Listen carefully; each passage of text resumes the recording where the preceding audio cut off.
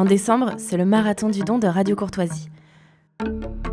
Qu'est-ce que c'est que le Marathon du Don ? Le Marathon du Don, c'est la grande collecte de fonds que nous organisons chaque année au mois de décembre. Parce que c'est la dernière chance pour les auditeurs qui n'ont pas encore fait de dons de défiscaliser utilement, symboliquement, s'ils n'ont pas envie que leur argent serve à financer l'immigration illégale ou les politiques transgenres, eh bien, ils peuvent donner une partie de leur argent à Radio Courtoisie et la déduire de leurs impôts à hauteur de 66%. Et en plus de ça, nous avons un mécène très généreux qui, depuis 2 ans, chaque fin d'année, nous promet de doubler les dons au mois de décembre. C'est-à-dire que si vous donnez 50 €, eh bien nous en recevrons 100, et à vous, il ne vous en coûtera qu'à peu près 18. C'est pourquoi je vous demande de nous soutenir pour ce marathon du don. Donnez-nous les moyens de défendre vos idées. Rendez-vous sur soutenir.rc.fr. 7h, 10h sur Radio Courtoisie, suivez la ligne droite. Bonjour Benjamin Blanchard. Bonjour Adèle Rosner. Vous êtes directeur général de SOS Chrétiens d'Orient. Vous revenez nous parler encore une fois de la Syrie aujourd'hui. Alors les nouvelles autorités syriennes se mettent en place et les diplomates étrangers défilent à Damas. Et oui, le contraste est grand entre l'isolement de la Syrie de l'ancien régime et le défilé incessant des diplomates internationaux aujourd'hui. Tous ces diplomates qui font antichambre pour rencontrer Ahmed El-Shara, donc le nouveau dirigeant de la Syrie, plus connu sous son nom de guerre, Jolani. Donc ces derniers jours, nous avons vu les Britanniques, les Qataris, les Turcs et aujourd'hui, ce sont les diplomates français qui sont à Damas après 12 ans d'absence. Donald Trump s'est exprimé hier, notamment sur le rôle de la Turquie, je cite « La Turquie est derrière tout ça ». Erdogan est un homme très intelligent. Il voulait cela depuis des années et il l'a obtenu. Quant à la Russie, elle espère bien conserver ses 2 bases sur la côte, donc la base navale à Tartous et la base aérienne à Armémine. Ce serait un camouflet pour les chancelleries occidentales si la Russie réussissait à conserver ses bases.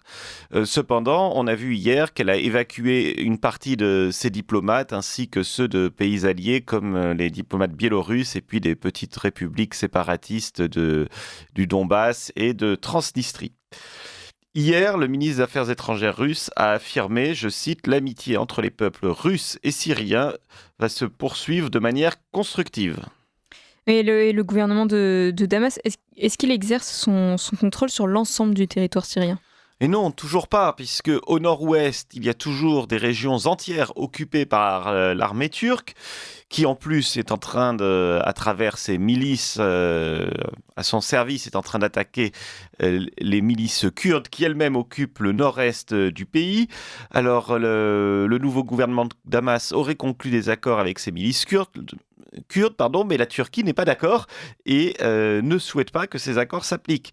Et les milices kurdes sont elles-mêmes protégées par l'armée américaine qui conserve jusqu'à présent ses bases dans le nord-est syrien. Il faut savoir que c'est dans le nord-est qu'il y a le plus de réserves de blé, mais aussi d'hydrocarbures, de pétrole notamment.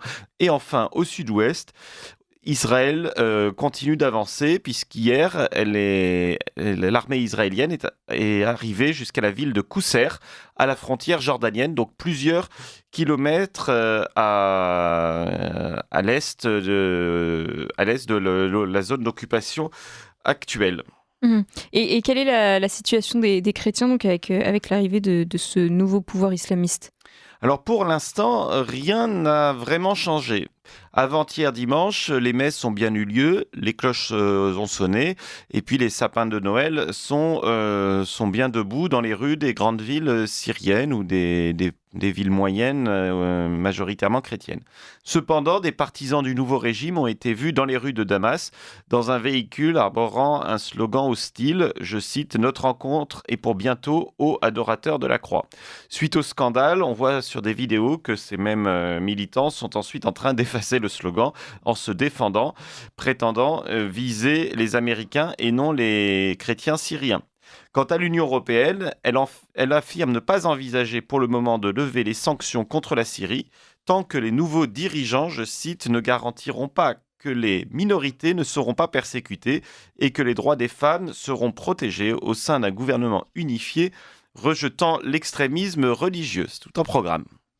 Merci beaucoup Benjamin Blanchard pour ces nouvelles syriennes. On ne vous retrouve pas la semaine prochaine puisque la semaine prochaine nous serons en vacances.